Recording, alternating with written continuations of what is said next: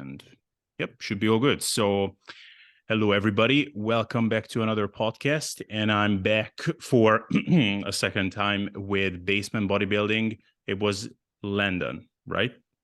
Correct. Good memory.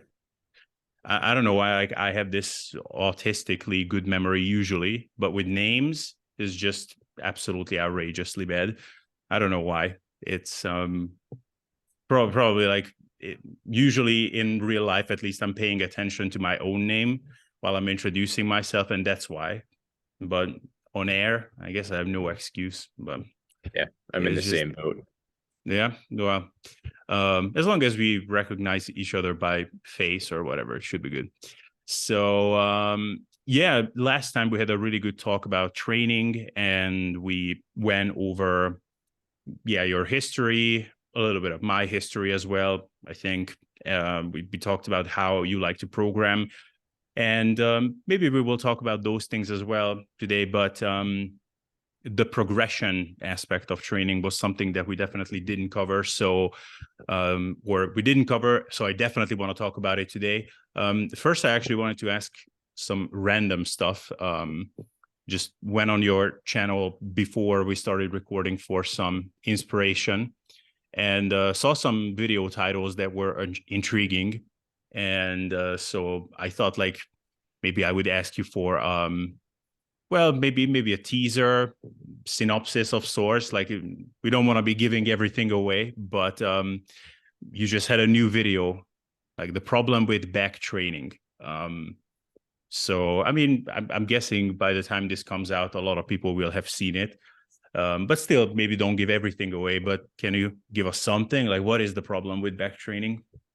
Yeah, so I think as a community we just train back too much. No, I'm kidding. So I think the problem with back training isn't the problem with the training itself. The problem is viewing it as your back, when it's a little bit more nuanced than that in terms of muscle groups. So as nitpicky as that might sound, when you view a back day, and the person that was asking this question, Julius Caesar, who's been a follower of the channel forever. I'm not sure if he follows your channel. He's commenting a lot. So he always has some good questions. And he was asking about how should I set up my pull day? Should I do, I do 2 pull days a week. Should I do a lat focus day and then an upper back focus day?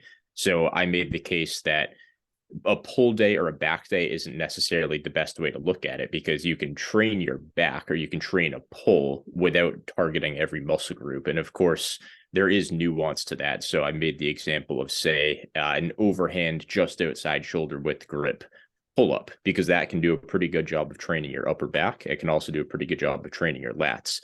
But what if you get into something like a power shrug? That's one slot of lift taken up for your back, but it doesn't target everything. Is just your upper traps.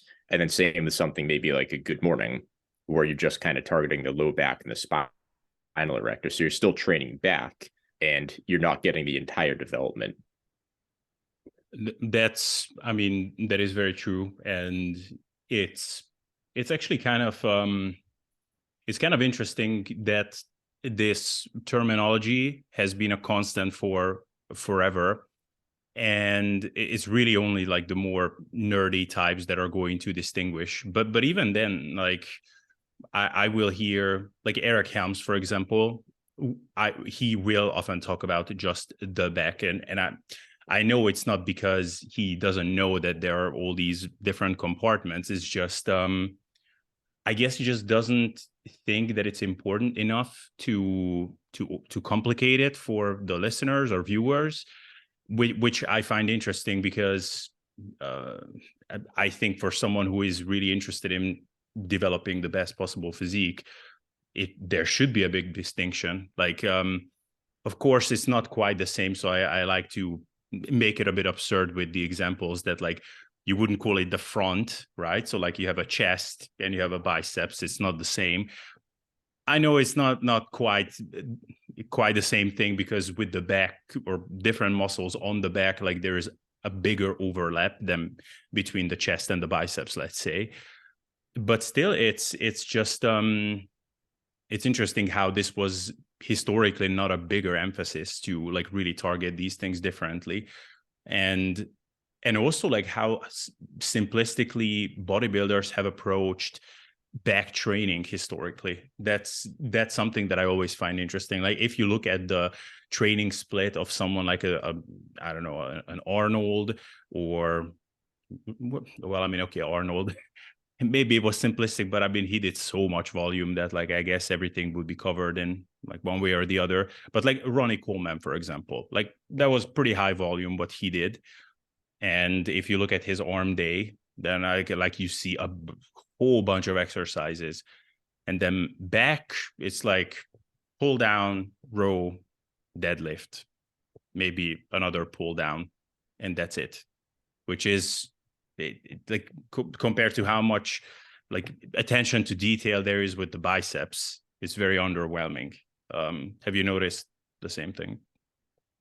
Yeah, so I agree with that. I think the issue, and it's funny that you say the whole front point about training your like your chest, biceps, and abs is not called your front. I made the same point in my video. I didn't know you came to that same kind of conclusion, but yeah, I think when it comes to back training, this isn't necessarily a debate over like which angle your elbow and wrist goes at on a certain movement to slightly bias the traps versus slightly biasing the lats.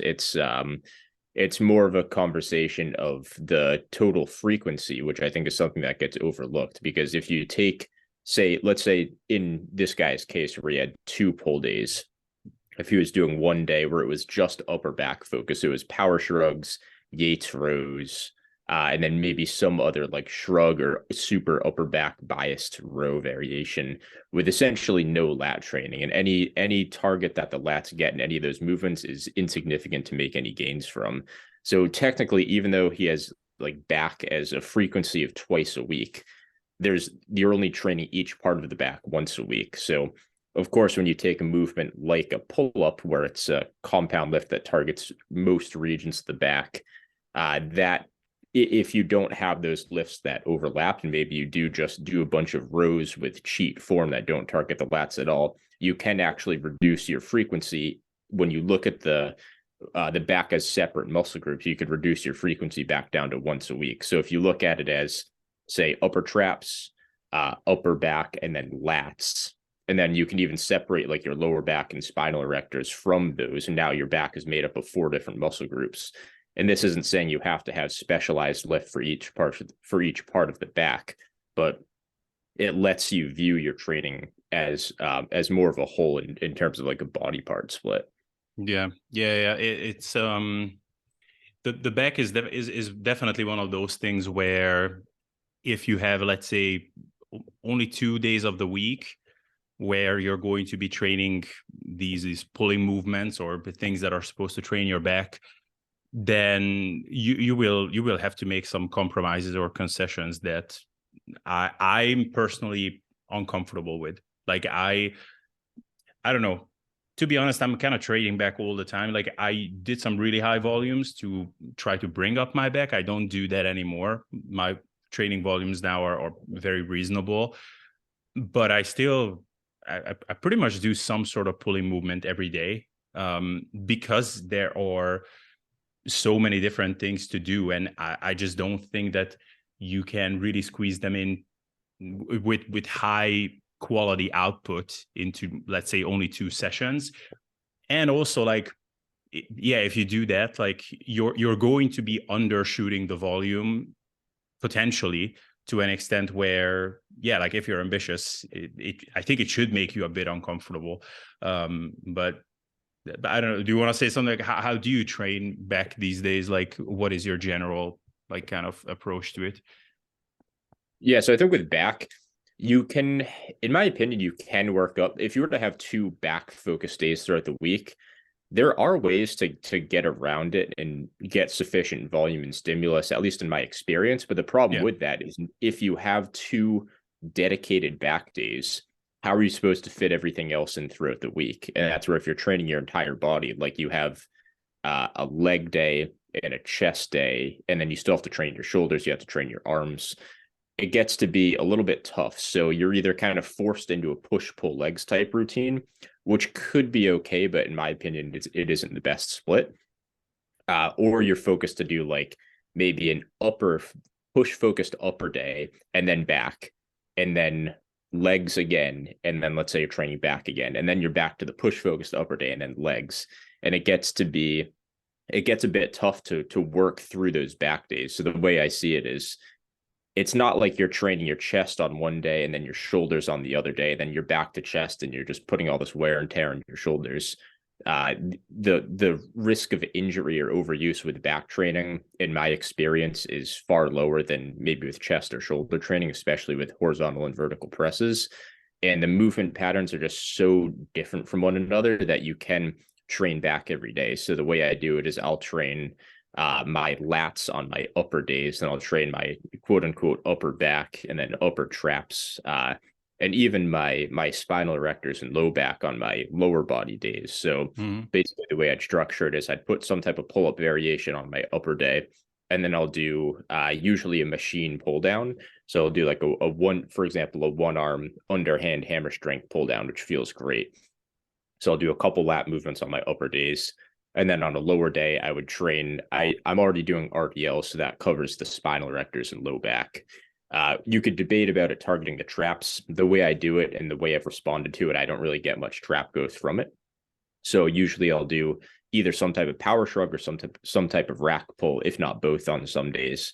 And then I'll usually do some type of upper back biased row. So that kind of targets everything within a couple days, but the movement patterns are just entirely different. Like, I don't think you can compare a single arm underhand hammer strength pull down to like a rack pull. So it's both back, but you're not going to get like any overuse or recovery issues from that. Yeah. I also kind of feel like that you can get away with a lot higher frequency and also volume, like especially with the upper back. It has happened to me that I just did so much volume that it kind of just got perpetually inflamed, and then that was, I mean, just annoying. Like, that sort of back pain where it's not the kind of back pain where you make a wrong move and then like you feel like someone just stabbed something into your spine, but more so the kind of like, oh god damn it, like how should I twist and turn so that it goes away finally. But that's really the worst that happened. I'm guessing it's because you just cannot stretch these muscles out nearly as much as you can a pec muscle, let's say. And it's also not so, these muscles are not so vulnerable like a shoulder. It's not so much the muscle, but the joint, like so mobile, and like so many things can happen to it. And actually, like, I mean, okay, going a bit all over the place, but you mentioned the traps a couple of times, and was talking with someone about how to best stretch out the upper traps. And the thing is, it's tough, right? Because there are so many other muscles that also get stretched out when you try to stretch out the upper traps. And like people say, like, do like a wide grip shrug.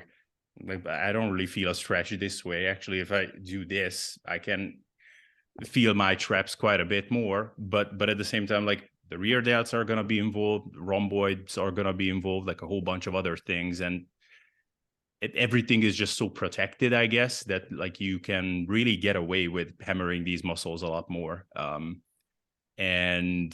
Or do you want to comment on any of these things that I just said? Or Yeah, I think we have a similar experience with that, where I've tried like some snatch grip power shrugs and snatch grip variations of rack pulls, but I never quite feel that same stretch as like a shoulder width or just outside grip. Not that it's a bad lift, because I would still do them if I wanted to. I definitely don't have anything against them. But when it comes to purely feeling a stretch and getting a stimulus in the upper traps, I'm yet to find anything that can match an at the knee or just below the knee rack pull, or a power shrug, and specifically a machine power shrug, because the bar's not getting in the way. A trap bar power shrug would be pretty similar, but it's tough because you get into those, like you were saying, you get into that stretch where there's so many other muscle groups that are involved, because you're standing upright holding what is going to be a ton of weight. So it takes a lot. And as much as I wish we had a contraption where you could just perfectly stretch your traps, that's a little bit more complex than that. But I found that rack pulls, especially paused rack pulls, where you pull up, maybe hang out at the top for 3, 4, 5 seconds and just feel the stretch and hold it isometrically, and then go back down and do a couple more reps of that. I find that's a pretty good way to get sufficient volume in, or sufficient stimulus, without doing a ton of reps or loading up a ton of weight. And then power shrugs are also, that's a good go-to, because you get that weighted stretch, but you also get a full range of motion. So you get a concentric with the cheat, you can control the eccentric the best you can, and then you can hang out in the bottom for a second and take that weighted stretch too. Yeah, and the rack pulls, do you also count them towards erectors or just traps? Just traps, because they're too high up. So Hmm. as far as my rack pulls go, I do them at the bottom of my kneecap, and I do them paused. So I'm not doing a whole ton of weight. I just started doing these last week, actually, just reintroducing them. I used to do that at the knee or above the knee rack pull. Back when I was following, Alex Leonidas way back in the day, when he was talking about all the above the knee rack pulls and stuff. I used to do those pretty heavy with like 8, 9 plates per side or something ridiculous. And it's tough, because my traps were pretty big and they did grow pretty well when I was doing that. I don't know if it was directly from that. I was also doing machine power shrugs, because the gym I went to at the time had a super nice hammer strength lunge machine, which you could use for power shrugs. So I don't know if it was that or the shrugs, but my traps were big and I just wasn't tracking things well enough at the time to know exactly what it was. Yeah, it's I trained traps regularly, like twice a week. Like I did at least 6 sets of upper trap work. I mean, and like shrugs, and then on top of that, like if we want to count RDLs, or if we want to count overhead pressing to some extent, probably not much, but I was pretty diligent with it for like 2 years, and then I actually stopped because I heard the rationale against it, that like it could actually make you look more like narrower. Mm-hmm. But then now I started again, because actually that's a pretty good way to at least get in some neck stimulus as well. Because I had to realize that it is actually like my neck grew quite a bit over the years, and I did realize that like I'm looking at older videos where my neck is a lot skinnier, and like it looks really weird actually to have like a really pencil neck. So I think that would be worth it. Like if it could cause some extra neck growth, then I guess even if it made me a bit narrower, that would be a good trade-off. Yeah, the other thing I wanted to say on the whole back setup is what I do at this point, and I actually like this quite a bit, but I mean, there are many ways to do this, is basically I have a vertical and horizontal, like just alternating setup. Of course, in this case, it helps that like I train every day, basically. I don't do a lot of volume per day, but it's basically one day I do horizontal presses, and those are kind of paired up with horizontal pulls. And I'm what I do for the lower body kind of changes. Like there are times when I don't do anything for the lower body on these days, whereas on some days I will do some like hamstring work or whatever. And then on the other day I will do like overhead press variations. Maybe I will throw in some lateral raise stuff, and then I will pair those up with chin ups, pull down variants, straight arm pull down variants even. And I mean, you could also call it like whatever, lats and shoulders and chest, and I mean some lats, but more upper backy. And then I will either just go back to like, I will either just alternate between these, or I will have like a third day where it will be a bit more arms and maybe like lower body and arms. I tried that as well, and it was pretty good. I tend to not stick with anything for too long, because when the gym gets crowded and I need to wait for equipment, then I abandon structure if I need to. But have you tried something like this, or what do you think of this just from the sound of it? Yeah, I I do like that split. So are you training full time at home, or you alternate between like a home gym and a commercial gym or something? I alternate so much that like sometimes I will have like a 2 a day thing where I do some of it at home, some of it in the gym. I mean, it's not a real 2 a day. It's more like I will do 10 sets in the gym and like 4 more at home or something like that. But Yeah. Yeah, I'm doing a little bit of both too. I'd say, yeah, as far as like a back training setup, I think basing it off of like a vertical and horizontal pull, it makes sense. I mean, if you're doing a vertical pull, it's hard to not train your lats that way. And if you're doing a horizontal pull, it's hard not to train your upper back that way too. And the way I see it is there's usually going to be some type of crossover between like the lats and the upper back with those movements. So any added or any extra stimulus that you get, I just see it as bonus. And as long as it's not Mhm. impacting your recovery, then you're pretty much good. Like I know you're somebody that has trained like the full body every day, or at least training the same muscle group every day. And you said you saw great gains from doing that. So the way I see Yep. it is it's almost like a low risk way of potentially targeting, like, yes, you're training back every day, but you're potentially targeting or at least stimulating the similar muscles every day, or you're targeting your lats every day, but some days aren't direct work. So maybe you can recover, but still get some stimulus. And maybe that works well if training the same muscle group every day works for you. Yeah, it's and the thing is that I like if you want me to procrastinate and not get anything done in a day, then just give me a spreadsheet and say something about workout splits and training splits, and I'm going to be spending the next 5 hours just like fiddling around because like I can get so lost in this because it's all there's always something that could be better or could be better allocated when you like really start analyzing like okay so this one is good, but if this didn't come after or before this other thing, then there would be less overlapping fatigue, then the performance could be higher, or the work quality could be higher.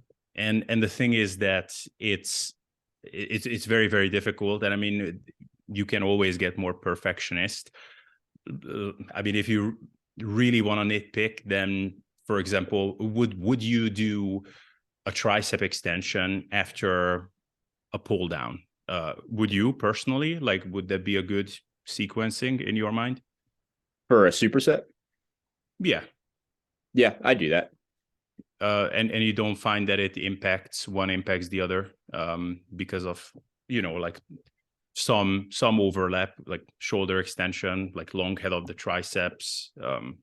Not enough. There's certain supersets that I find that I do respond pretty well to, but it's the thing I'm primarily focused on is just the sequence. So uh if supersets aside, usually my pushing stuff has to go earlier in the session. I because I can't train triceps before I do a chest or shoulder compound movement. When it comes to back training, I can train back perfectly fine with bicep training earlier in the session. So something I've noticed is if I was to do like an overhead extension and a pull up for my opener, I wouldn't be able to do, say, like a Smith machine bench after that because my triceps are toast.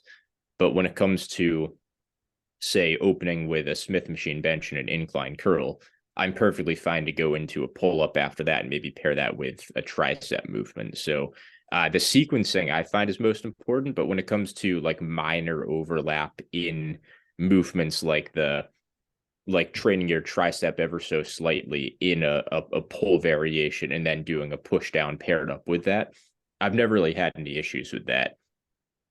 And why do you think that is? Do you think that maybe you are using your triceps more than ideal, or maybe that's how much you want to use it on presses, and you don't have that issue on pulls and with the biceps, or it's just some whatever genetic thing or whatever?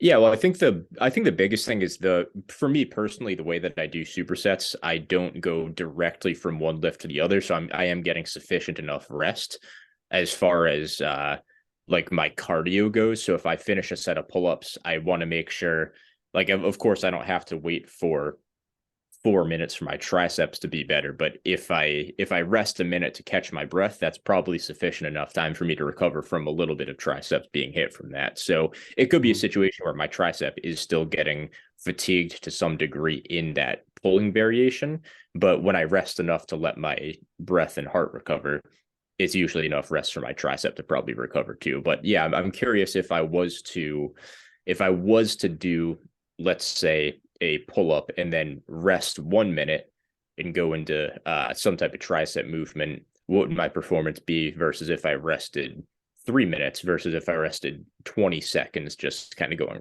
right into it. So in my experience, I haven't noticed anything, but then again, I don't go right from one lift right to the next. I usually take about a minute to recover.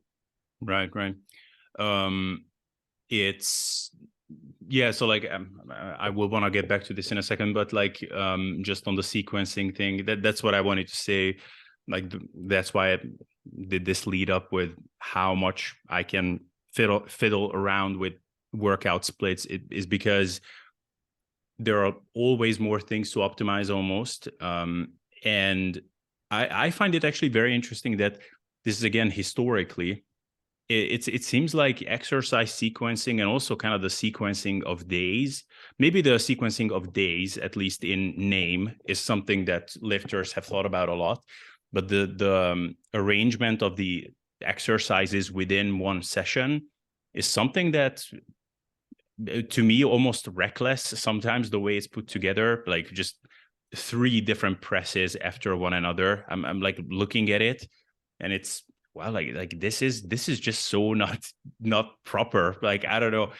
And maybe it doesn't matter. There's of course always that argument that, like, don't overthink it, but at the same time, I even see it from like these more cerebral lifters and coaches and whatever. So they will have some of these more like higher frequency kind of arrangements, but still it's a push day, and it's like, or an upper day, and upper day first 3 exercises all presses, and it's like, man, like, why not put something in between, at least like a calf raise or something to give yourself a bit of rest. Yeah, any thoughts on that, like sequencing stuff? Sequencing, in my opinion, it's important. So uh, if you're unable to do, and this is what I tell my clients, if you're unable to do a superset, if your gym's busy or something's taken, if you're unable to do the superset, that's fine, because ultimately the way I see a superset is that's just convenience, it's just organization. But the sequence itself is actually pretty important. If you're doing an upper focus day, the lifts that train muscle groups that aren't directly involved with the muscle group you trained in the previous lift is the perfect opportunity for rest. And you also have to make sure you're not building up fatigue before you go into a certain lift. So let's say you're training triceps before chest or delts before press or something like this. It gets a little bit tough to be able to recover and have a productive lift from there. But then again, the way I see it is, if you're going to do, like you said, say a Smith bench, I wouldn't just go directly into, say, like a Smith anterior delt press. I would ideally do some type of pull or a bicep movement, and that way I can recover a little bit before I go into that anterior delt press. Like, why try and smush everything together? It's not like I'm gonna have to warm up again for each pressing movement. Like, I'm still warm from the session, so why not space things out? And ultimately, that just increases the quality of work. Yeah, no, definitely. And do you have any sort of preferred or like some go-to kind of superset combo, Yeah, like pair ups? yeah, definitely. So typically, an upper day would be a chest compound press. So I do like a Smith machine bench or dumbbell bench paired up with a bicep movement. So maybe an incline curl or a barbell curl variation. And then after that, it's typically a vertical pull or a diagonal pull. So like a lat biased movement paired with some variation of an overhead press, which is typically at this point a Smith machine overhead press, or like a Smith machine anterior delt press, basically, or even I have an incline hammer strength press back here that I'll use too, which targets upper chest and the front delts pretty well. So that would usually be my next superset, and then from there, usually maybe I hit another chest lift, or maybe at that point I'm doing another lift for my shoulders, and I'll pair that up with, let's say it's an isolation for shoulders, I'll pair it up with a tricep isolation, or if I have another lat movement, I'll do a lat with a tricep or a shoulder or something. So you said like you might pair up a chest press or some kind of a press with a tricep movement? Bicep movement. A bicep. Okay. Yeah, that is actually pretty much do all of those. Like a press and biceps, that's great. Like that's it's not just great because like it's antagonistic or at the very least like unrelated muscle groups, but it's also that it's like kind of harder movement with an easier movement. Like that's I think actually is pretty important. There are some exceptions, but I've been doing a lot of kind of paired sets lately, and there were some that I did like I don't know, overhead press with like a bent over row or something like that. And where I was like, okay, maybe I'm saving some time, but God damn it, it's a lot more unpleasant this way. Like it's so draining. Even Oh if I yeah. rest enough and whatever, like with some things, like it's just you don't want to be getting up and do some other like really fatiguing stuff. Yeah. Any input on that? Like did you learn did you make your own mistakes as well? Yeah. So, no, I have the same experience as you with that. I tried it a couple times. I tried it back when I was in like my whole power builder phase. I briefly tried like what people know.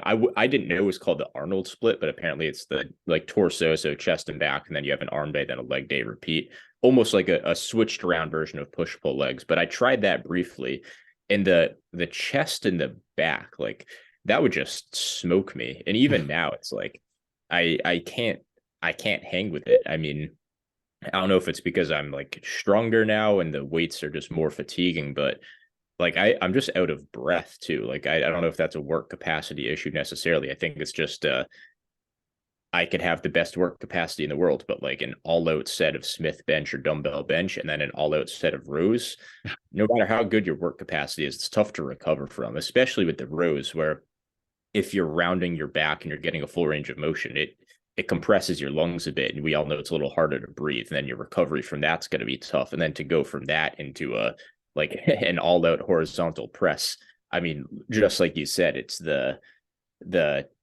you can power through it, but it's unpleasant. And it's like if you have to rest an extra minute, is there really even a point in supersetting? Is it really that convenient?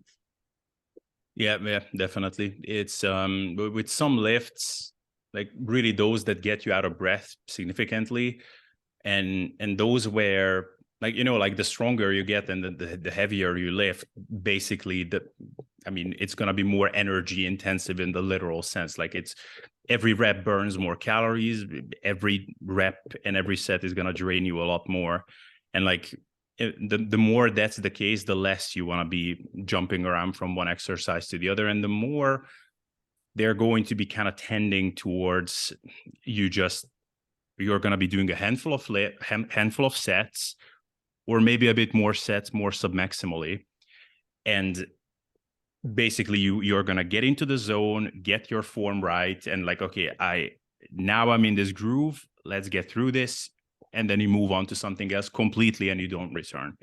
And it's like, and even like, yeah, like a bench or whatever seems like an easier movement, but at the same time, like you have your setup, you got to get into that zone the stronger you get. So yeah, it's that's why like after those, at best you're gonna do something where you can just like, even like you don't even have to think about it, like some unilateral calf raises or whatever. That's fine. I guess you can do that after pretty much anything. So anyways, that I think that was some interesting stuff that we shared there. Since we mentioned, actually just gave myself a pretty good transition point, just mentioned being strong, right? And how heavy you lift. So yeah, you talked about this a lot on your channel, and just watched you relatively recently had a video, a podcast with natural hypertrophy as well, which was a good one.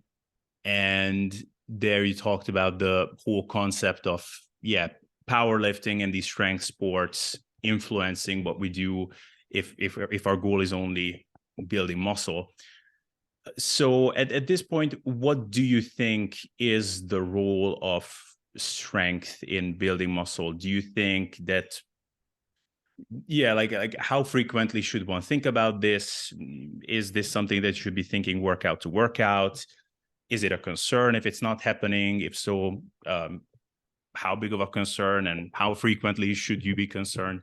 Just throw some cool stuff at me about this, please. All right.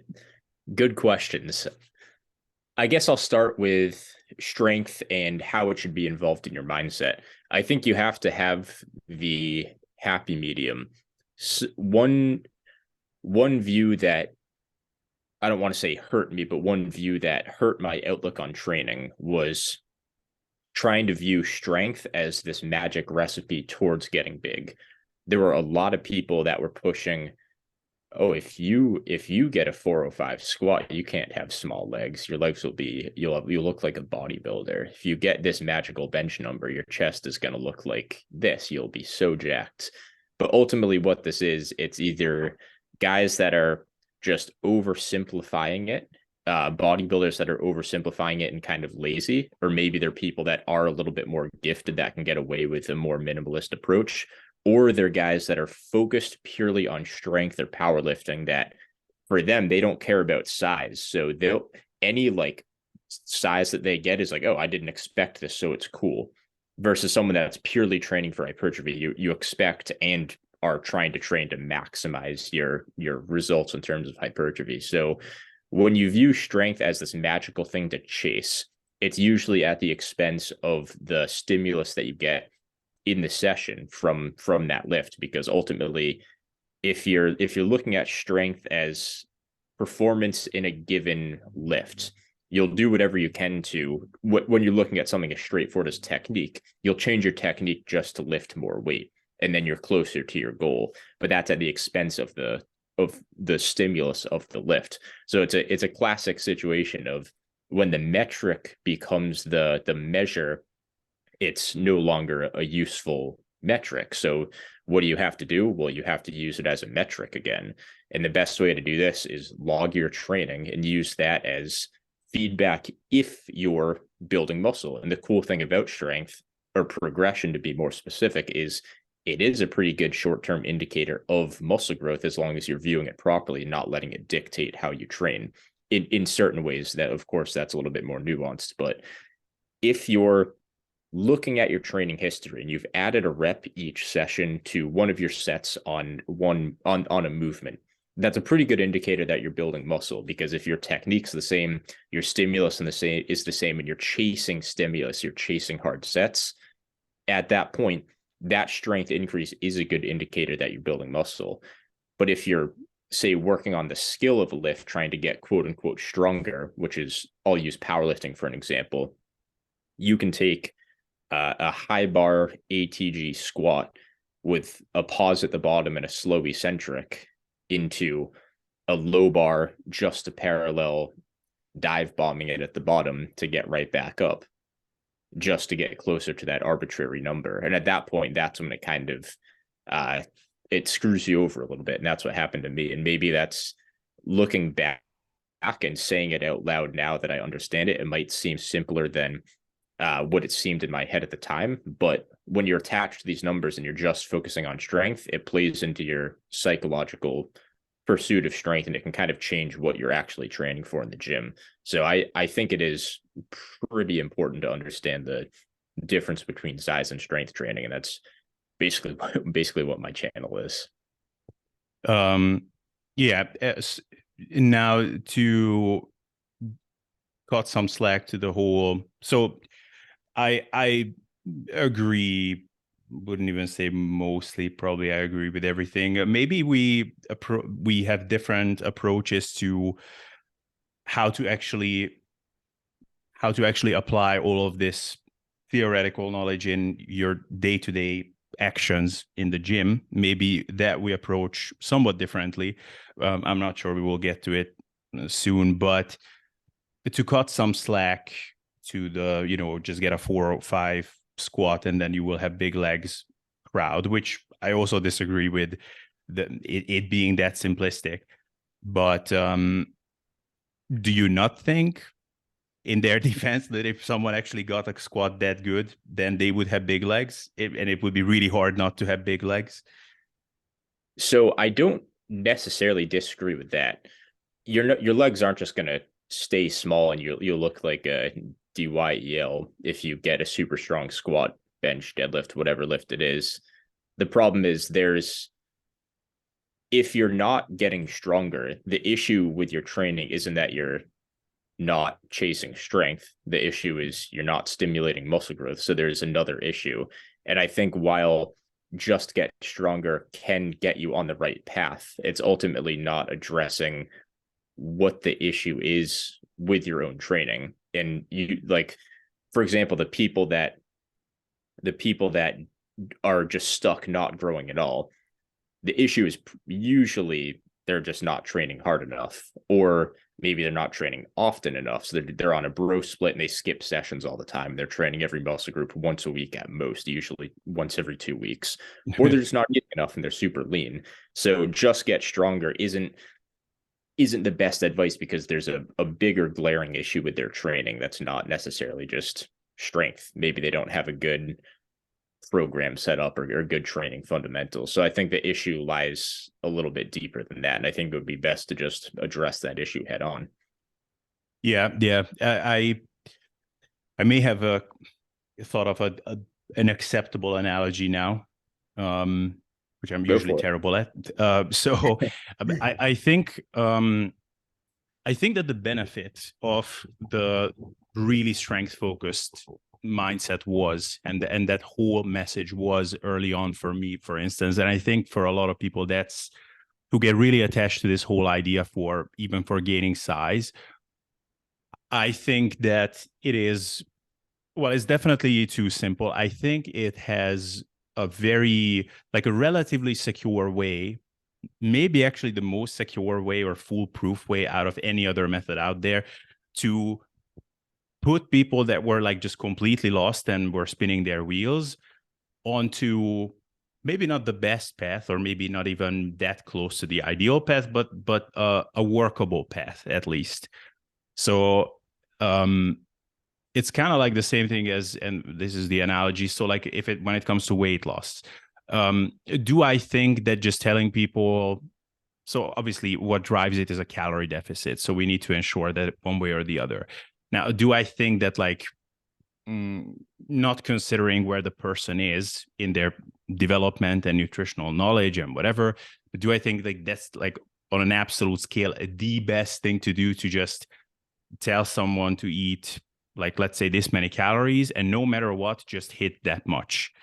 And let's say I'm going to say I don't exactly know how your energy expenditure is, but I do know that you're roughly this big. You look like you're around 5'11", judging you, I don't know, 180 pounds, let's say. You know what? Eat 1,500 calories. It might be way too low, but you're definitely going to get lean on that.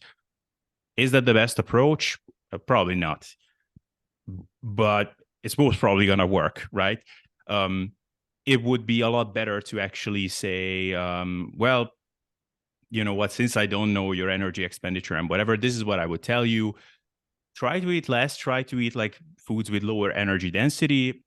If you're chronically a little bit hungry, kind of I don't know, like 2 hours before your meal, your appetite comes, an hour before you start getting pretty hungry, you're probably on the right path in terms of your deficit. Probably that would be a more sophisticated and in the long term a better approach than the first one. But man, it's a lot easier to screw it up. I'm gonna cut out half of this analogy because I was way too long-winded. But you see what I'm trying to say with it is I don't think that the just get strong is the best advice or even very good advice. But I for sure think it's a workable advice and a very easy to understand one. Like it's foolproof, and it's very easy to see if that is happening or not. So I think that's why a lot of people actually ran with that, including me at one period. Like it helped me a lot. I think it just kind of there comes a period where it's gonna run its course, because when it comes to like getting really, really strong or getting really, really big relative to you, and the same thing with strength, like relative to your own potential, at a certain point you kind of have to specialize. Like what's going to be ideal for one is not going to be ideal for the other once you already got to like a pretty good level at both. Now what do you think about all of this? Yeah, so your analogy is good, and I do completely get what you're saying there, where it's you give them this, it's a number focused approach. Instead of get this 405 bench, you'll have a big chest, you're saying get this 1,500 calories and you'll lose fat, you'll lose weight. And I think they're both true. When it comes to chasing hypertrophy and building muscle, I think the thing that you have to look at isn't necessarily that number, but I think it is going to be, you have to have hypertrophy stimulus for the muscle to grow. And we all know that the driver of muscle growth is mechanical tension, and you chase that through proximity to failure. So while I think that a good side effect of getting stronger is going to be getting bigger, what drives hypertrophy is it's mechanical tension and it's proximity to failure, which kind of go together. So I think if you can properly set that up to get stronger, that's the best way to go about it. So rather than viewing strength as the one thing to drive you, I guess that could be I guess like I don't want to say like idiot proof, but that's the best word I can think of. That's it's a tough to mess up way method of eventually getting bigger. Not optimally in my opinion, but if you're getting stronger, you're basically just saying, all right, well, there's clearly something way wrong with my hypertrophy training. I've been training for a year and I haven't gained any muscle. So if I get stronger, I can at least take hypertrophy as the byproduct. And in a situation like that, I think it would work pretty well. I think the problem with this notion of just get stronger is once you learn how to train hard, and once you know what proximity to failure and mechanical tension is and how to get it and how to program that properly, now you're settling for less. So like for myself, when I had an early intermediate physique, and I was so obsessed with bringing my deadlift from 385 to 600 or whatever, there were much more productive things I could have been doing. And when you talk about strength and your mindset, and this is where it turns, this is psychology, by the way. So this is how your mindset works. I'm not talking about necessarily the programming itself, but at least in my case, and what I saw a lot in the whole power building phase or generation or whatever that I started lifting in, is you get so caught up in numbers and strength. And ultimately what I see the pinnacle of that as is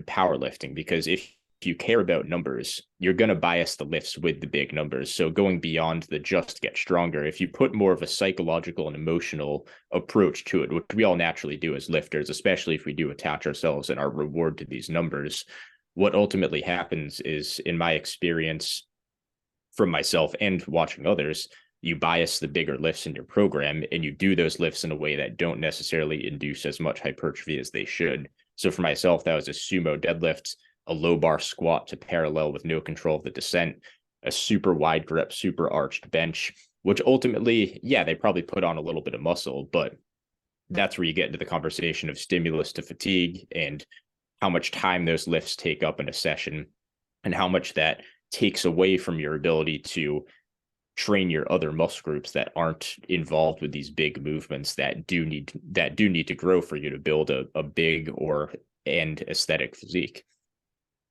Yeah, and I got super excited that you also complimented my analogy, so I'm gonna have another one now. So I love to hear it. So this one is the advice to get stronger, and then what lifters are actually going to do with it. So and the need for extra caveats there is pretty similar to how these diet templates work, and these diet, well, let's just call them fads.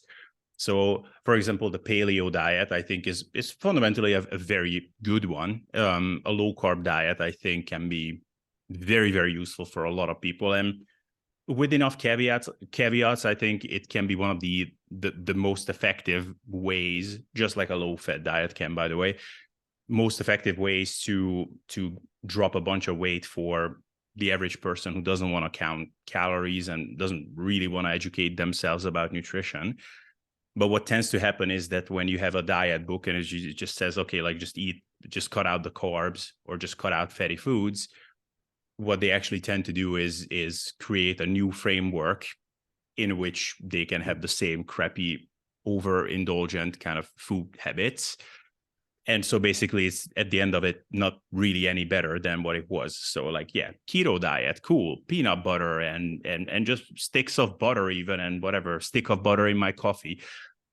Okay, is this really better than your crappy standard diet? Not really. So the same thing I think with this one is, so I think that even the foolproof element of it, and that it would be definitely workable for a lot of people, even if it's not optimal, I mean, that has to be caveated. Like, yes, so if you're trying to hack the system and just try to get as strong as possible, and you completely ignore technique and exercise selection and volume and these things, then yeah, like it's going to backfire. So unfortunately, one sentence long sound bites just tend to not solve a rather complex problem, which we don't even understand like fully scientifically, like what really grows muscle. So yeah, would you, well, first of all, what do you think of my analogy? Secondly, what do you think about that like caveated just get strong version? Yeah, I liked your analogy. I would rate it high. I would say when it comes to the diet approach with the just get stronger, it makes sense because you're saying, all right, well, if you follow paleo or keto, like, yeah, of course you can still mess it up, but all those foods that you overeat, they were carbs. So you're going to have, if we eliminate that, you're going to have a hard time overeating and you're going to lose weight. But what you're also comparing that to is, yes, well, in theory, that can work. But if the habit's still there, you're just going to put a stick of butter in your coffee. And now, is keto all that better? Like, is that really better than having that extra donut or bagel with your breakfast? And now it kind of cancels it out. And it's just a new set of rules you're playing with that you're also just breaking without really knowing. Yeah, exactly. So, great analogy, I'd say. Well, glad you liked it. And then what do you think about the idea of the advice to just get strong if there are a couple of extra criteria in there? I mean, obviously it's all a spectrum, right? Because like you also are not saying that gaining strength over time on the lifts that you're doing in your program is not important. So like if we add more and more and more caveats, then basically we eventually just arrive to like a very intelligently set up hypertrophy oriented program. But still, like if I'm looking at, let's say, I don't even know, I think like Lyle McDonald would be a good example of someone who is pretty close to the just get strong kind of message, but he will always add a couple of qualifiers. So yes, just get strong, but not for 1, 2, 3 reps in the moderate rep range. So like 5 to 10 or 6 to 12, 6 to 15, something like that. And don't do it on the powerlifting bench, but pick a movement that is actually going to hit the pecs properly. So use dumbbells if barbells don't work for you. They hurt your shoulders. If they don't hurt your shoulders, then use a wider grip or even machines, whatever. Hypertrophy doesn't care about exercise selection.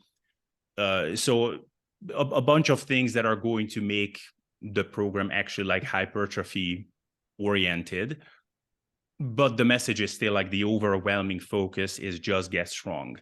What do you think about that? Yeah, I think the more caveats you add in, the better. And ultimately, if you're just getting stronger, with all the hypertrophy oriented caveats, then you'll get bigger and that's fine. I think the problem with that view is that when you have all those caveats added in, there's not really a need for the just get stronger anymore. Because if you're Yeah. if you're training with a good proximity to failure, with good range of motion, with good technique, good tempo, often enough, hard enough, and you're doing enough of it, and you're doing that properly, then the strength will come. So I would say you could ultimately change just get stronger for use this as a metric instead of chasing it. And I think when you add in all those caveats, that's when just get stronger is no longer needed. And ultimately, I think that's the root issue with just get stronger is there's a bigger issue than your strength. And it's usually going to be proximity to failure in my experience, coaching people or just seeing people in the gym. They're usually, even if they train to failure, it's usually, oh, I give up, or I'm dancing around the hard part of the lift. So as it gets tough, I'll pause more at the bottom or top so the pain goes away. So, and I'm now farther away from failure. Or I'll start to cheat my technique instead of going to failure and then doing cheat reps or partial reps. Yeah, this is so probably I should be following up with something else, but I forgot to ask NH this when he was on my podcast, so I'm gonna make sure I'm not making the same mistake now. Is obviously like there's all this talk about like what is really driving hypertrophy. There was like, volume is the main driver, which to some extent probably is true, but or there is some elements of truth in that, but just I don't think it's appropriate to phrase it like that. Mechanical tension is that's most certainly true, but it's just not that helpful because like that's a mechanism, right? Like you're not doing mechanical tension in the gym, you're doing things that do mechanical tension. So what should you do? It's not really answering that. So what would you say, like if you had to concoct the perfect recipe for like what is gonna most reliably cause a hypertrophic response, like what are those main things in your mind? It would be dynamic rep ranges, and so dynamic rep ranges / double progression and proximity to failure. I think what happens is when you get stuck training with static rep range, let's say you're doing, and I critiqued the 3x10, and I think static rep ranges can work. You just have to understand how it works to use it properly. But when you're doing something like a 3x10, and let's say your first set, let's say you're doing, barbell curls for 3 sets of 10 with 45 pounds just for the bar, and you get 10, 10, 10. The first set in most cases is going to be 2 or 3 reps in reserve. The second set, maybe 1 or 2. And then the third set might be 0, maybe 1 reps in reserve. And if you keep doing that, the stimulus will gradually decrease over time as you adapt to it, because now it's not going to be challenging since you did build muscle from that weight. And then dynamic rep ranges, so allowing that first set to track up to 12 so you meet that 0, 1 RAR, whatever you're using for the lift that works for you. Now you're hitting your proximity to failure that's needed. And the way I see it is you can't just magically add a rep when it's not there. So how do you add that rep to have progressive overload happen? You get stimulus that you adapt to, and then you can do that rep. So I would, in my opinion, progressive overload is the outcome, not the driver of growth. Yeah. It's definitely it's definitely one of the more interesting concepts. Like, is it like the chicken and egg like scenario of progressive overload and growth? And it's interesting because so this is where I think the application can be very important. So like if I found, for example, that it's really, really easy to get complacent especially once you get to certain training advancement where you just don't like you think like, okay, I know what proximity to failure this is, like it's very hard, like it's very challenging. I don't need to even necessarily count the reps. I'm just gonna lift until it feels very challenging, and then I know I'm getting the stimulus. And the thing is that waiting for progressive overload to just happen like passively, sort of, not really targeting it deliberately, at like I have never managed to really work that for myself, and with clients as well. I see that like they really just get stalled very persistently on unless they actually really have that I want to get stronger mindset, to some extent at least. And it's not so much about like chasing strength for strength's sake. It's just that like the progressive overload is an outcome of training, not the driver. While I agree with that, it just seems like when I have that mindset, nothing is happening because it's just, I don't know, there's something hard about progression, like getting that extra rep, or feeling like the weight is so easy that, okay, like at this point I need to add weight.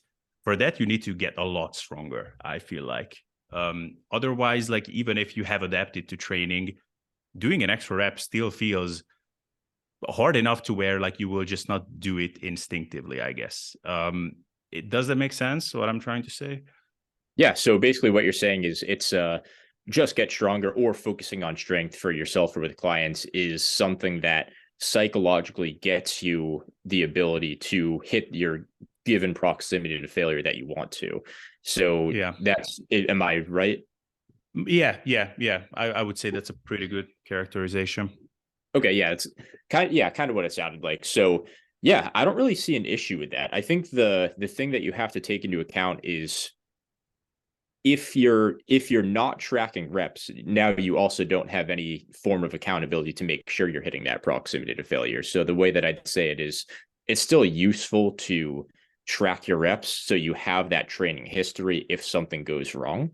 So that way you can use strength as a feedback. But at the Mhm. same time, I don't think you want to be you don't want to serve the logbook. I think if you train to 0 reps in reserve on a Smith machine bench and you set it up so you have enough volume, frequency, and obviously the intensity is 0 reps in reserve. So if you have that with the volume and frequency and other exercise selection that helps build your chest and whatnot, then the progression will happen automatically. But you have to hold yourself accountable to training at 0 reps in reserve. So if you're attaching your reward in the gym to hard sets or your ability to hit 0 reps in reserve, I think in an ideal world, that is ultimately what just get stronger or chasing strength is trying to do. And I think psychologically, that would be the best place to be for bodybuilding. Like, for example, last week I got 2.5 plates on Smith press for 6 reps, and I wasn't able to get one more. And this week, I also trained to 0 reps in reserve. So nothing changed. My proximity to failure is the same, but I ended up getting 7 reps. And I think Mhm. that's the importance of having a dynamic rep range where you're focusing on the proximity to failures. Now my reps are increasing, but also having a rep goal. So say it's 8 reps on a set or 25 reps across 3 sets. Now I have an indicator that tells me once I get to this, not when the weight feels light and not how I feel about the weight, because it's always going to feel heavy. Even leaving 2 or 3 reps in the tank is still hard. It's still heavy. Yeah. But basically, with this lift, since I have a dynamic rep range that allows me to hit 0 reps in reserve, which for me works really well for growth, I also have a goal that tells me not when I feel like I want to add weight, but when this performance happens, this is how much you're going to add weight and when you do it. And I think that ultimately helps a ton. Yeah, it's yeah, so I agree with all of that, and so the reason I even said this whole thing about like why is it not intuitive is because based on a bunch of things that we are like finding out, or some of the things that we are supposedly finding out, it seems like it should be, to me. It would make the most sense if it just happened like that naturally and intuitively, because yeah, like so if I'm doing the things that are required, so I'm doing enough volume and I'm training hard enough, then I guess like if I'm lifting 100 kilos now and I'm doing 8 reps, then all of a sudden it should just become like super easy. Like, oh, 8. It's like, damn, it's just like the weights are like just flying up. It just doesn't happen. Maybe it did happen at one point in my training journey, but like now I feel like I could just keep doing it for the next 5 years and it would still not get that easy. And also the what was the other thing? Jesus, I'm forgetting. But yeah, basically that's the point. If I'm a bit more proactive and it's like, okay, got 8 reps, it was very hard. Next time I'm gonna go like 2.5 kilos heavier. And then I'm sometimes shocking myself, but I still get 8 reps. It's just last time it was like a 2 seconds and definitely couldn't have gotten another rep because like, I mean, who knows, maybe I'm wrong about that, but I feel like I can actually get a 0 reps in reserve with a 2 second concentric or 4 second concentric versus an 8 second concentric. Like I think both are 0 reps in reserve. Maybe, you know, the second count is not accurate, what I'm citing here, but yeah, basically it's, I feel like there has to be some proactive approach to the whole thing. And it's just interesting why. Oh yeah, that's the other thing I wanted to say, especially in light of all this failure proximity discussion that came out from studies recently. I'm not sure how much you followed it yourself, but you know, like you can even leave like 4, 5, 6 reps in the tank and that should be good enough, supposedly. I mean, if that's the case, then man, the whole thing is super easy. You just go lift, doesn't even have to be that hard, and you grow, right? So Yeah.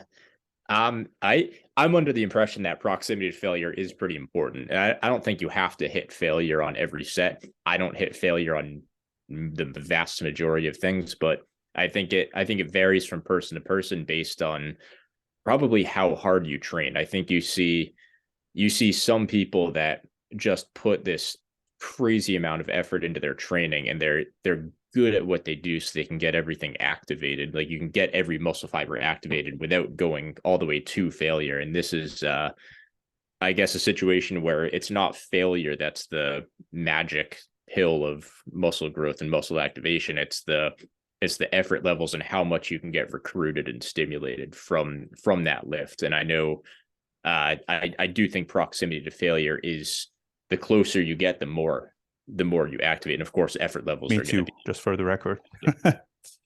yeah. I think anybody that's made it deep into bodybuilding or lifting, I think we all kind of agree on that. Like I don't really know anybody that's natural and maybe not particularly gifted that has a decent understanding of training and has a good physique and has been doing it for years that doesn't think proximity to failure and getting close to it is that important. Yeah, I mean, the only one I can think of is Mike Zordos, who is maybe the most confident based on studies that are actually indicating that like no statistically significant difference between 0 reps in reserve and like 4 and 5 and whatever. Now 99% of these studies are I think such trash that it's basically almost useless and not informative. It's also true that if those studies are trash, then probably most other studies that are supporting my beliefs are also trash.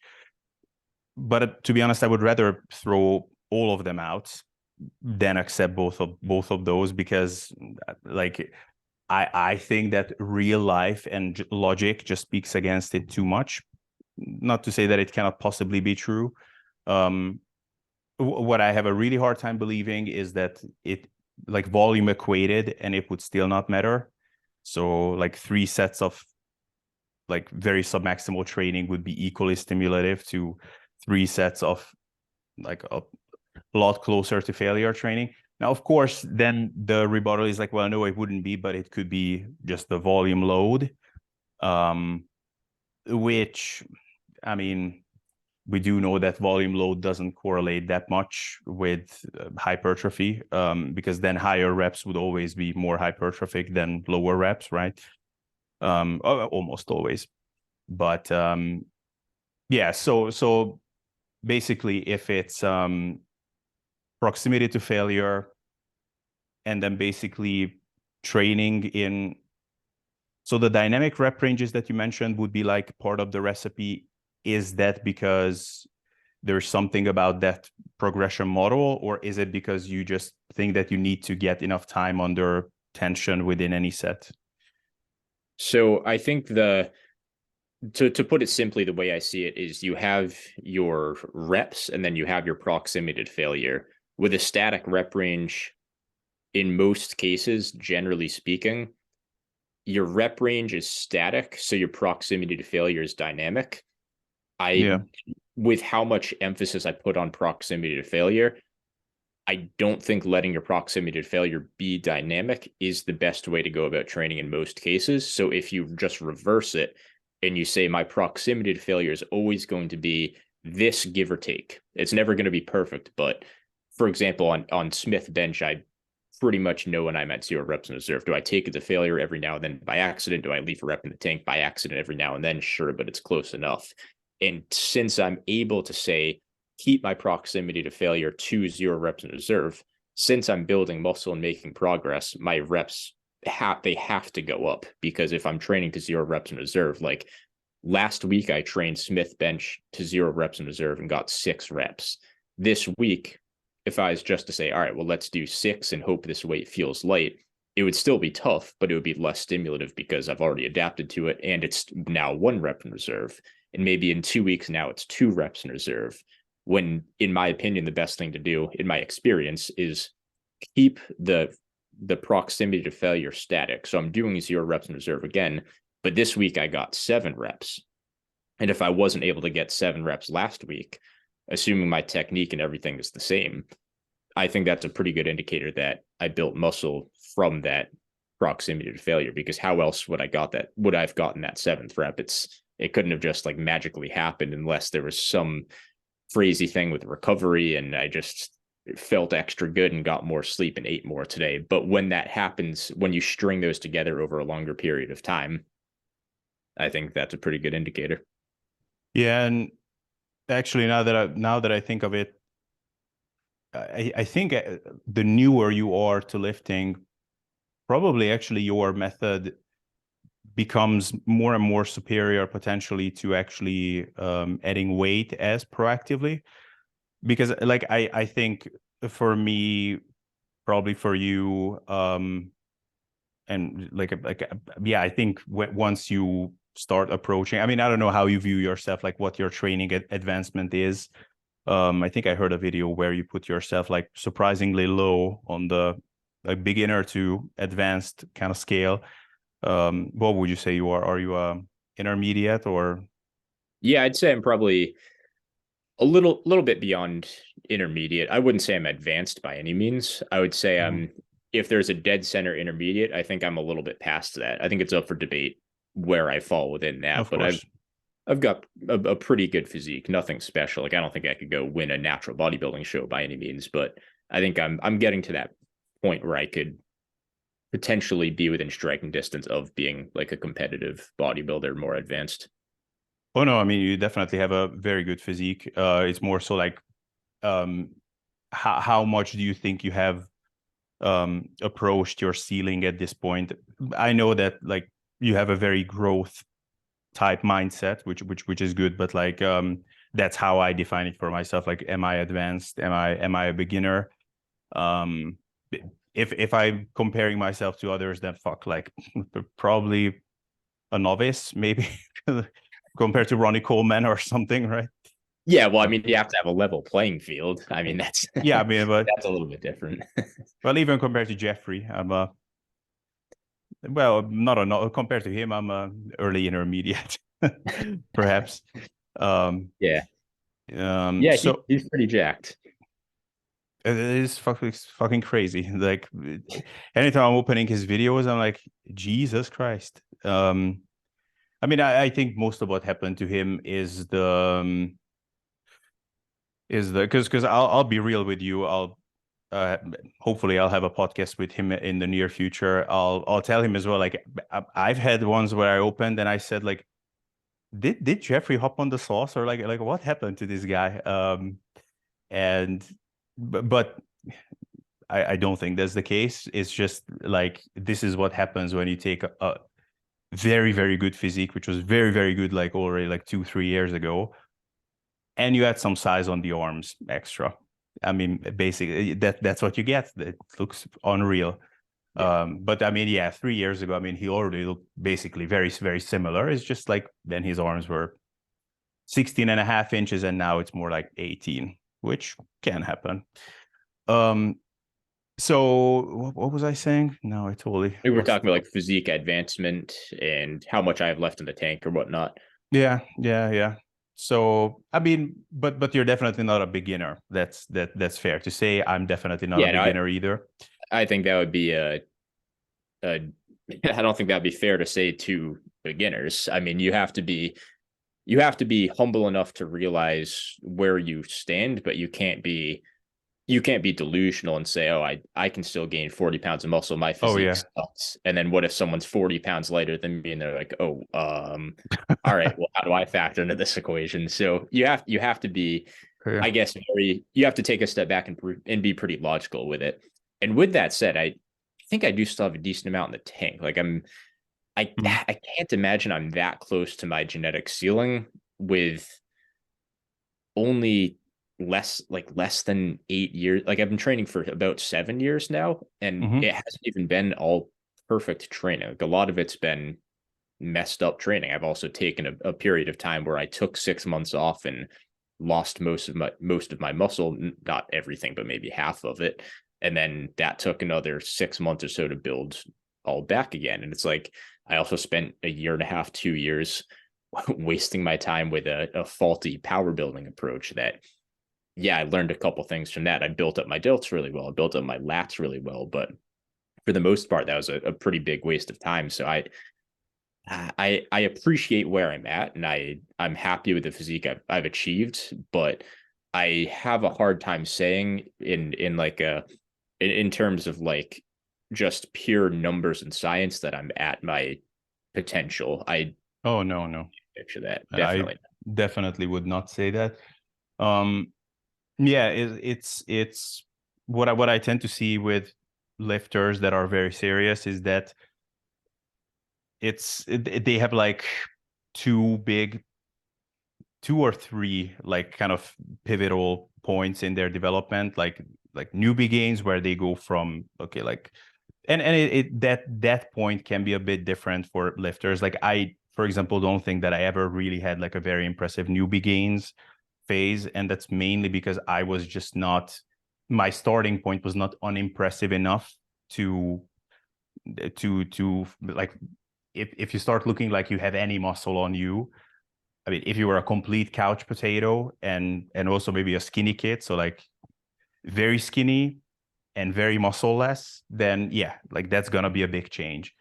For me, I was like relatively athletic to begin with, so that was not that noticeable.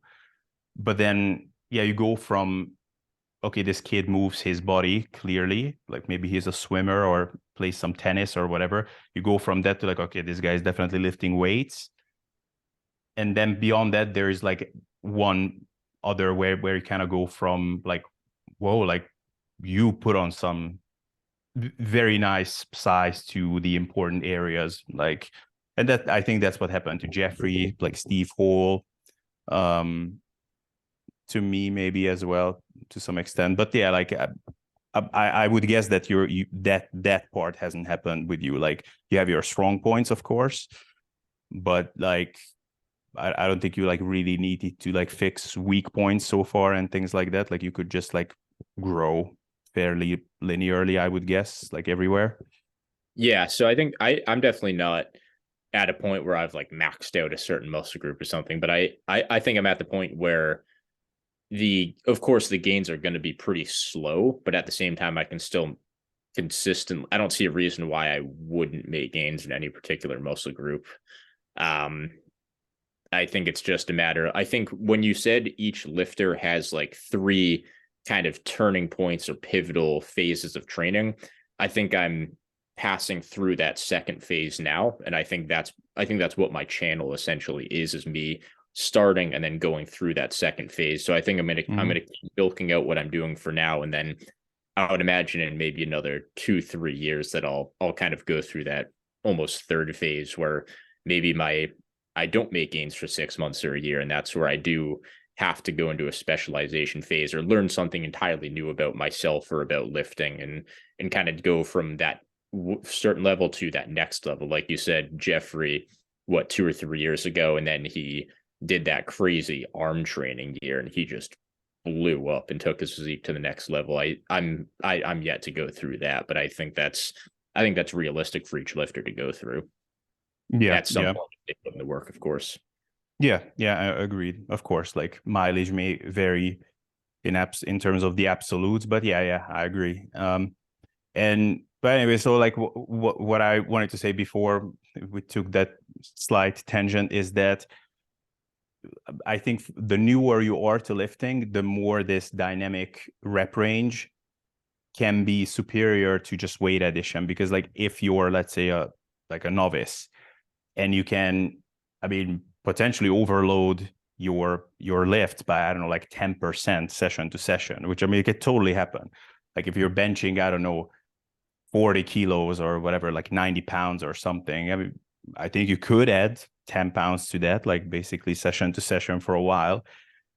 Now, if you like use the standard, like whatever, 5 pound or 2 pound over like increments in the gym, yes, you are overloading, but are you really like progressing the stimulus as much as you can by like to the same by the same margins that you're actually progressing by? Because you have gotten stronger by 10%, you're only overloading it by 2%. I mean, it's you're not causing the level of like homeostatic disruption or whatever you want to call it that you're actually capable of. Whereas if you're just saying, okay, I'm going to do as many reps as I can, and it's going to be at this dynamic rep range, then yeah, you're going to be matching your capacity basically each session. So yeah, that's whereas for me, it probably doesn't matter much, because like if I'm adding 2.5 kilos to the bar, yeah, probably there's going to be 0 reps in reserve if it was at the last time. And like if I'm trying to do as many reps, it's going to be the same thing. Would you agree? Yeah, I think that's an interesting point about the kind of rep goal or dynamic rep ranges for people that are newer to the gym. I think it takes them out of that let me rush to be as strong as I possibly can as fast as I can mindset, and it lets them milk out gains from every weight. And I think you're seeing that you don't have to be an elite powerlifter, have these elite strength numbers just to be big. And go back to like Jeffrey Verity Schofield, for example, where he took his time with dynamic rep ranges. He was doing a double progression, adding reps, and he's not like a pro power lift or anything crazy strong, but he's gotten so good at each lift and so good at judging his proximity to failure. And I don't know what his stance with the whole logbook thing is. Actually, no, I think he left a comment where he says he kind of lives by his logbook. So he takes a different approach than I do, but the outcome that say me or him uses is ultimately the same that we put into practice. I'm not saying I'm as big as him or I train as hard as him, because of course I don't think either of those are true, but the method of progression that someone like me or him would use in our training is pretty similar, I think, and it works well. And I think that's why I'm building more muscle with weights now than I was before, when I would maybe leave more reps in the tank or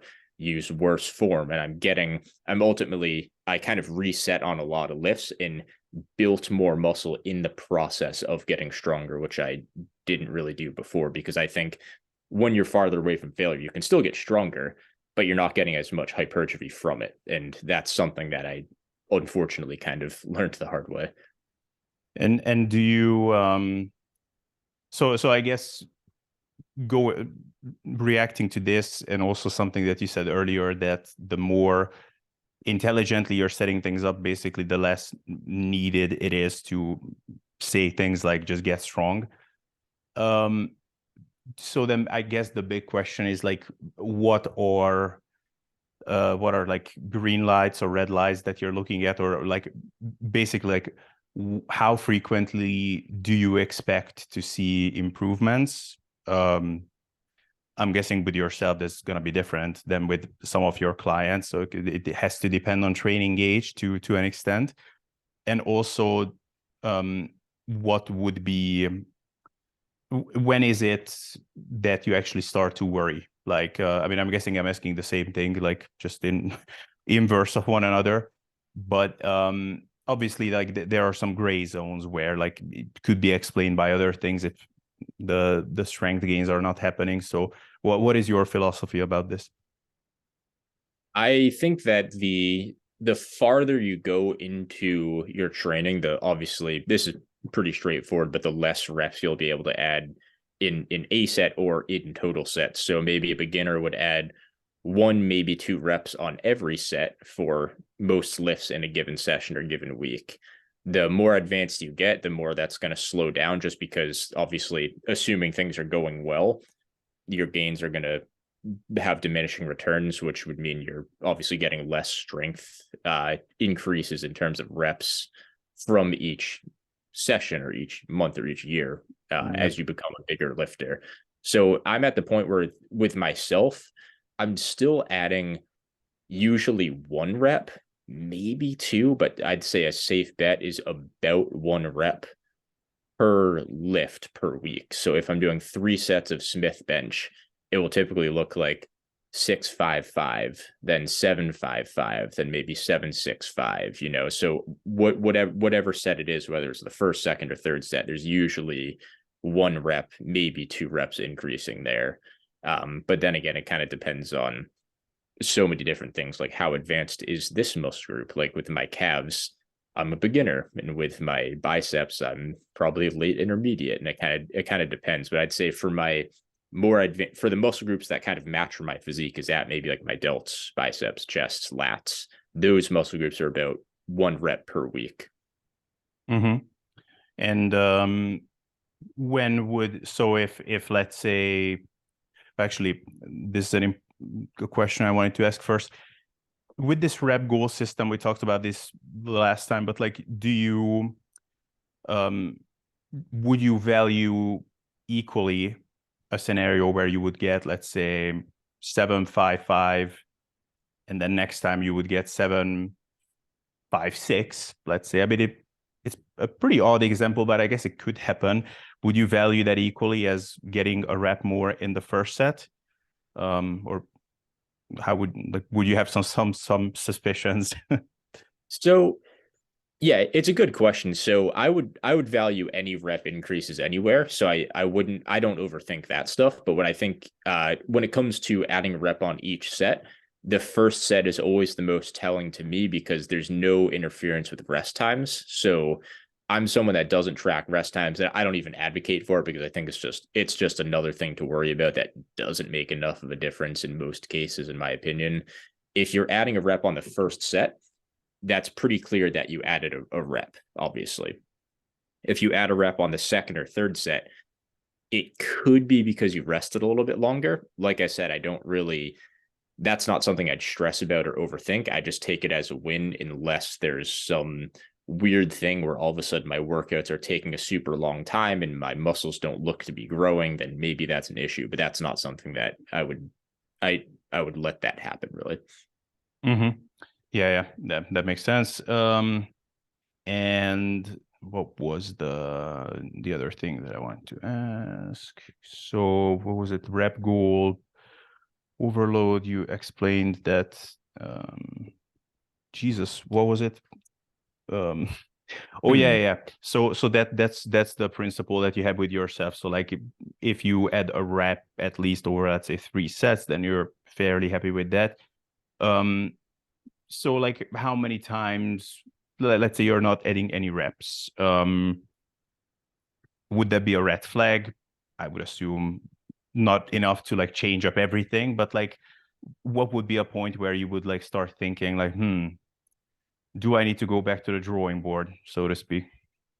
So the first step for myself, the first step would be mess around with the volume and fluctuate it in some way, shape, or form. So typically at this point, I understand my recovery well enough, and my program is something that I've built from the ground up. So recovery typically wouldn't be an issue because I add in small doses. So I would usually add another set. If I'm at a point where I've already added a set and I'm still plateauing, I would usually cut that in half. So maybe I'm doing, say, 4 sets of Smith bench, and I built that up from 2 sets on my first upper body day. I would go, all right, well, I'm at 4 sets. I could go to 5 sets and see if that does anything. But at that point, once the sets are already relatively high, I'd cut it in half and split it between 2 lifts. So maybe I do 2 sets of Smith bench with 2 sets of a dumbbell bench or an incline dumbbell bench or something like that. So that'd be the next logical step. I think when it comes to clients, every client's so different that it just depends who you're looking at. But I think a lot of more beginner lifters, you have to look at more of the basics that they just don't have habitually built yet. So something like as simple as, are you eating enough calories? Are you recovering properly? Are you training hard enough, or did you slack off this week? Where nothing's as cement as it is for someone like you, where you've been training for a while and you have built up a good physique and those habits are ingrained in you. So I would usually look at the basics first, but assuming that it's a client that maybe is an intermediate or late beginner lifter that has these things in check, usually I would have them do the same thing that I would do for myself, which is add a set when you need to. Let's get some form checks, go through this, make sure you're proximity to failure, ask them questions about recovery, and then add a set here and there, maybe add in frequency if that's something that we haven't tapped into yet, and then probably split up the volume between 2 lifts and then continue to add sets would be next. And then if that still isn't working and they're doing like 15, 18, 20 sets a week on something, then it's probably back to the drawing board. And that's a bit more individual than something that I have this quick go-to saying for. Yeah, and so I'm assuming that the reason you would go upwards with volume and not because you didn't mention anything about like, well, I think about whether the volume is too high or too low. I'm assuming because you start fairly moderate, so it's more likely that it would be more that's beneficial, not less.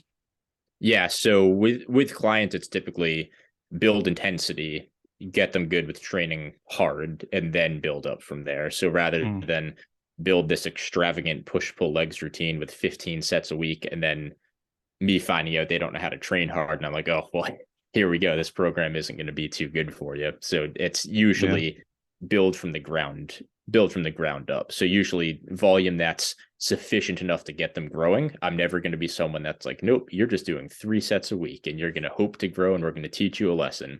I want them to get good results off the start, but usually it's going to be a little bit lower in that sufficient volume range. Right.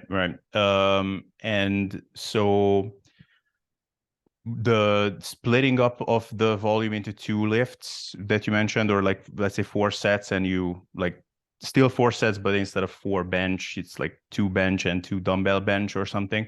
Is that to get some different type of stimulus for the muscle, or was the rationale there?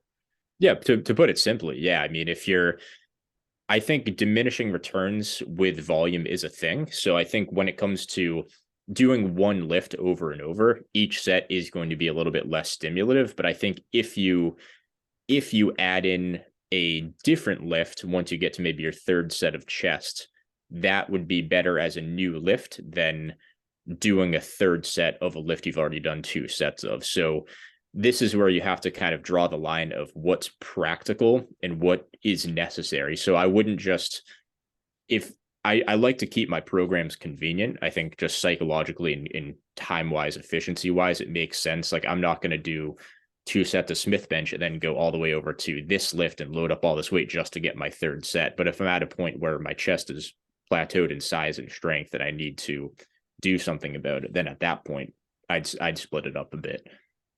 Right. Okay, that makes good sense. And so basically then and so your kind of cutoff where you would like start even implementing any of this would be after what, like 2 times, 3 times, or how many times would you have to see a stagnation? That's a nuanced answer. It depends on the lifter. It depends on how this muscle is growing compared to the other muscles in the body. It depends on what the lift is too, and then what the ultimate Sure, sure, yeah.